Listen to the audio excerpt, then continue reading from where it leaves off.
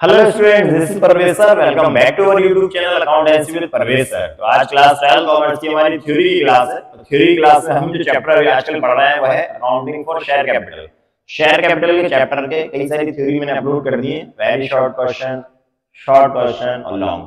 आप पढ़ सकते हैं हमारे चैनल से जाके अकाउंटेंसी विद परवेज सर। नए अगर अभी आप जुड़े हैं हमारे चैनल से तो जल्दी सब्सक्राइब भी कर लें अकाउंटेंसी विद परवेज सर, जिससे आपको डेली नोटिफिकेशन मिलता रहेगा। डेली नए नए वीडियो अपलोड किए जाते हैं, हर एक टॉपिक के वीडियो अपलोड करते हैं यूट्यूब चैनल पर। चलिए, तो आज क्लास 12 कॉमर्स की जो थ्योरी का क्लास है वो है अकाउंटिंग फॉर शेयर कैपिटल और चैप्टर 6 से शेयर कैपिटल थ्योरी का। चलिए, बहुत अच्छे क्वेश्चन है आज का। सभी जितने भी क्वेश्चन मैंने लिए हैं थ्योरी क्लास में सभी इंपॉर्टेंट क्वेश्चन है। एग्जाम के पॉइंट ऑफ व्यू से भी देखें तो बहुत इंपॉर्टेंट क्वेश्चन है, सिलेक्टेड क्वेश्चन है, एक्सेस क्वेश्चन नहीं है। आप इन सभी क्वेश्चन को बहुत अच्छे से रीड कर लीजिए, पढ़ लीजिए, समझ लीजिए, उसका कांसेप्ट समझ लीजिए और पॉइंट्स उसके याद कर लीजिए, जिससे कि आपको एग्जाम में बिल्कुल प्रॉब्लम नहीं आने वाली। ठीक है, चलिए पढ़ते हैं हम। तो आज का जो पहला क्वेश्चन है हमारा वो है what does company mean, explain characteristics of A company. दो क्वेश्चन जुड़े हुए हैं इस क्वेश्चन में। एक तो हमें कंपनी का मीनिंग बताना है कि कंपनी से क्या मतलब है, हमारा कंपनी का क्या मीनिंग होता है, और कंपनी की कैरेक्टरिस्टिक्स बताना है। तो ये जनरली हम लोग जानते हैं कि कंपनी दो तरह की होती है, पब्लिक कंपनी, प्राइवेट कंपनी, ठीक है ना। लेकिन कंपनी क्या है? कंपनी एक आर्टिफिशियल पर्सन है। देखिए, कंपनी कौन है? कंपनी एक लोगों द्वारा बनाई गई एक ऐसी संस्था है, एक ऐसी चीज है जो अकॉर्डिंग टू लॉ, कानून के द्वारा बनाई गई एक कंपनी है। जिस उस कंपनी को हम वही कंपनी बोलेंगे जो कंपनीज एक्ट के अकॉर्डिंग बनाई गई है। तो पहले हम इसकी डेफिनेशन पढ़ लेते हैं कि क्या बोल रहा है। तो company is an artificial person. तो आर्टिफिशियल पर्सन क्या होता है? Created by law. तो जो कानून के द्वारा बनाया गया एक आर्टिफिशियल पर्सन है। ये कानून के द्वारा का मतलब क्या है कि जो रूल्स रेगुलेशन के अकॉर्डिंग जो चीज बनाई जाती है उसे बोलते हैं क्रिएटेड बाय लॉ। कानून के द्वारा जो बनाया गया है एक आर्टिफिशियल पर्सन, एक ऐसा कृत्रिम व्यक्ति। कंपनी को एक कृत्रिम व्यक्ति कहा जाता है। क्यों? क्योंकि ये बनाया गया है, ऑलरेडी बना हुआ नहीं है, ये बनाया गया है। तो company is an artificial person created by law, according law के अकॉर्डिंग जो पर्सन है वो है कंपनी। लॉ के द्वारा आर्टिफिशियल पर्सन है। A company means a company incorporated under companies act 2013। तो कंपनी वो कंपनी कौन सी? जो कंपनी एक्ट 2013 के अकॉर्डिंग बनाई गई है, ठीक है ना। कंपनी जो कंपनी एक्ट 2013, कंपनी एक्ट 2013 में जो कंपनी के रूल्स रेगुलेशन है इनकॉर्पोरेशन के, कंपनी को बनाने के जो रूल्स रेगुलेशन है उसके अकॉर्डिंग अगर कोई कंपनी बनाई गई है तो उसे हम कहते हैं company. Company is an artificial person created by law. एक पहली चीज तो ये कि कंपनी एक आर्टिफिशियल पर्सन है जो लॉ के अकॉर्डिंग बनाया गया है।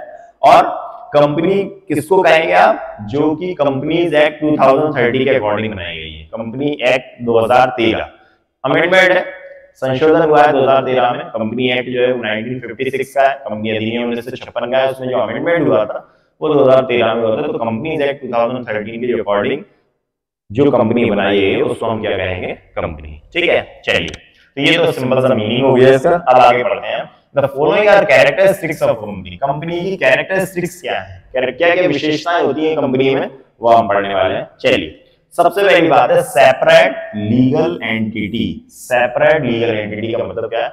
अपना एक अलग कानूनी अस्तित्व। एक अलग कानूनी अस्तित्व क्या होता है? कानूनी अस्तित्व क्या होता है पहले तो ये बात करें। तो कंपनी जो है उसका एक सेपरेट है एंटिटी है, एक अपना अस्तित्व है।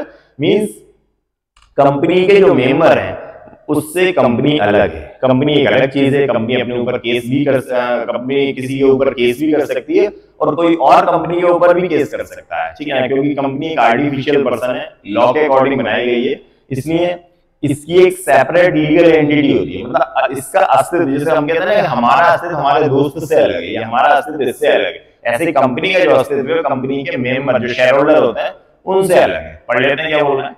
Companies is considered as a separate legal entity as compared to its member। अगर हम मेंबर की बात करें तो कंपनी की एक सेपरेट लीगल एंटिटी है। कंपनी के जो अस्तित्व है अपने मेंबर, अपने सदस्यों से अलग है। The company is distinct from its member। मतलब कंपनी मेंबर से अलग चीज है। कंपनी एक अलग चीज है और मेंबर एक अलग चीज है, ठीक है। आप ये नहीं कह सकते कि जो कंपनी के मेंबर है वही कंपनी है, नहीं। जैसे फॉर एग्जांपल कोई भी कंपनी, रिलायंस कंपनी है, अडानी कंपनी है, विप्रो है, सॉफ्टवेयर, माइक्रोसॉफ्ट है, टाटा है, ये जो भी कंपनी है ये सब एक आर्टिफिशियल पर्सन है। आप इनके ऊपर केस भी कर सकते हैं और ये भी आपके ऊपर केस कर सकते हैं। इनका जो अस्तित्व है, इनका जो एंटिटी है वो अपने मेंबर से अलग है। और आगे बोल रहे हैं company is distinct from its member, company अपने मेंबरों से अलग है। It can enter into contracts, और ये कॉन्ट्रैक्ट के अकॉर्डिंग के अधीन आती है, मतलब जो कॉन्ट्रैक्ट के अधीन जो कंपनी बनाई जाती है। And can sue and be sued separately, ये अपने ऊपर भी केस, ये अपने किसी के ऊपर भी केस कर सकती है और कोई इसके ऊपर भी केस कर सकता है। जैसे अपन बात कर रहे हैं ना कि कंपनी से हमने कोई प्रोडक्ट परचेज किया और उसमें कोई फॉल्ट था, कोई भी चीज थी, तो हम भी कंपनी के ऊपर केस कर सकते हैं कंपनी के नाम से, क्योंकि कंपनी की कॉमन सील होती है, जैसे हम हिंदी में सार्वमुद्रा बोलते हैं, कंपनी की कॉमन सील होती है, हम भी कंपनी पर केस कर सकते हैं।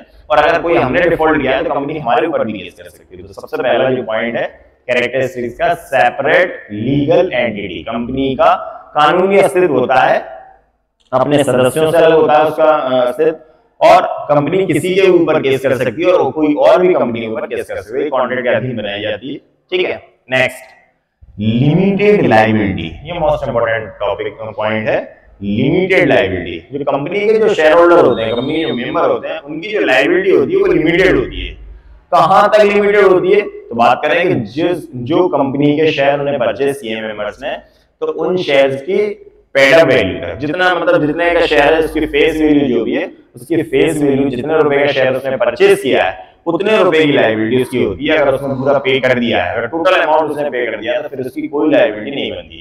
उसकी लायबिलिटी सिर्फ उतनी बनती है जितना अनकोल्ड अमाउंट है, जितना पैसा कंपनी को उसको देना बाकी है, सिर्फ वही लायबिलिटी उसकी कहलाएगी। ठीक है, तो लीगल लिमिटेड लायबिलिटी, जैसे पार्टनरशिप की अगर बात करें तो पार्टनरशिप में अनलिमिटेड लायबिलिटी होती है।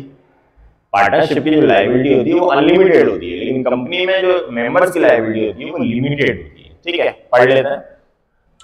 The liability of the members of the company is limited to contribution to the assets of the company up to the face value of shares held by him।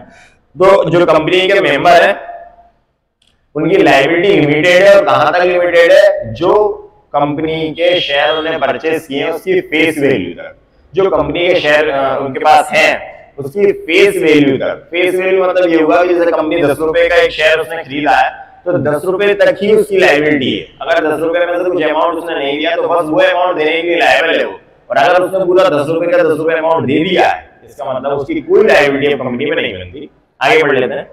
A member is liable to pay only the uncalled money due on share held by him। तो company का जो member है वो उसी वही तक liable है जो पेमेंट उसने नहीं किया है उस शेयर का। अनकोल्ड का मतलब होता है जैसे 10 रुपए का शेयर और कंपनी ने 8 रुपए ही मांगे हैं उससे, अभी 2 रुपए नहीं मांगे, तो उसका जो लायबिलिटी है वो सिर्फ 2 रुपए तक है, मतलब 8 रुपए वो दे चुका है, 2 रुपए जो उसको देना बाकी था, कंपनी ने अनकोल्ड है, मांगे नहीं है, उसकी लायबिलिटी 2 रुपए तक ही रहेगी। ठीक है, इसमें लिखा हुआ है कि a member is liable to pay only the uncalled money due on shares held by him. तो मतलब जो शेयर उसने खरीदे, जो शेयर उसने अपने पास रखे हैं, उसकी अनकोल्ड अमाउंट जो है वहां तक उसकी लायबिलिटी बनेगी। ठीक है, next last transferability of share. Transferability का मतलब हुआ जो ट्रांसफर, किसी भी शेयर्स को ट्रांसफर किया जा सकता है फ्रीली, बस कुछ कंडीशन होती है कंपनी की, उन कंडीशन को ध्यान में रख के हम किसी भी शेयर को फ्रीली ट्रांसफर कर सकते हैं किसी को भी। क्या लिखा हुआ है, shares of the company are freely transferable.